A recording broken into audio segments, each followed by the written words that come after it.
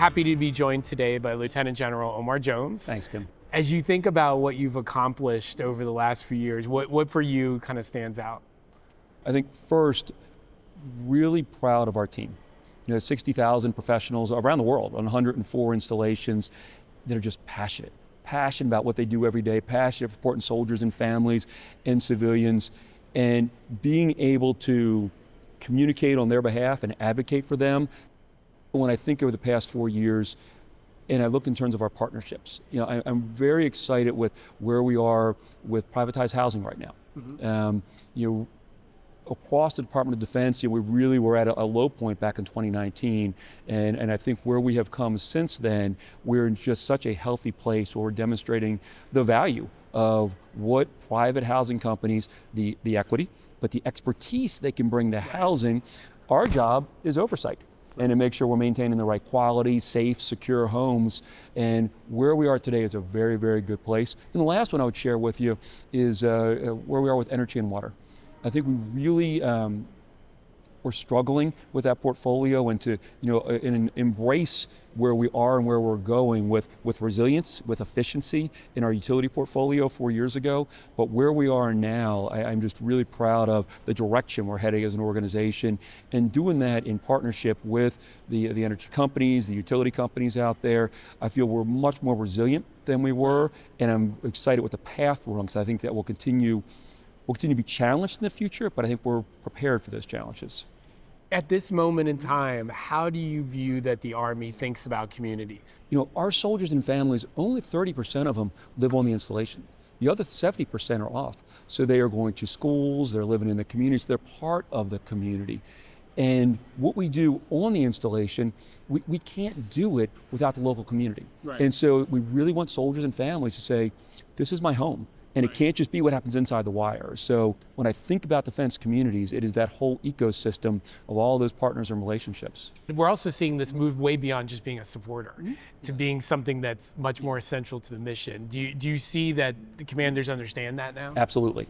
I encourage them to reach out first. But when a community partner does reach out, to be receptive. And clearly our installation commanders, those generals, on behalf of the Secretary, they have that outreach responsibility, but in many times it's the garrison commanders that are helping them with that and are focused on that. Where do you see as the opportunity with the future of partnerships? What I find fascinating is the variety of IGSAs we have that are out there. Mm-hmm. I mean, we've got dog catcher IGSAs, we've got refuge removal and disposal, et cetera, all the way up to working with state departments of transportation for where the DOT comes on the military installations and does the road construction for us. We're doing that both in North Carolina and Texas. Partnership with Auburn University and about 3 or 4 other universities for research support, other supports. I mean, it is fantastic. Empower. I was just in Colorado Springs, absolutely. And what they're doing with Colorado great. Springs Utility. One of the pieces I'm very excited about, though, and I think we may see potential legislative help here in the next year or two, is in the construction space. Okay. We're doing some of that already as a pilot out of Fort Riley, Kansas. We've got an IGSA with the local school system.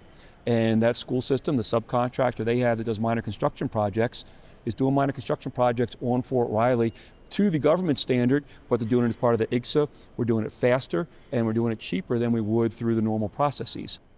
From the beginning of IGSA in the early 2000s to the authority, we recognized that there was going to be a need to be a cultural change of sort of mindset. Do you see that happening? You can see it objectively in the number of IGSAs that we're processing per year. It just keeps accelerating, arguably exponentially as it is going up.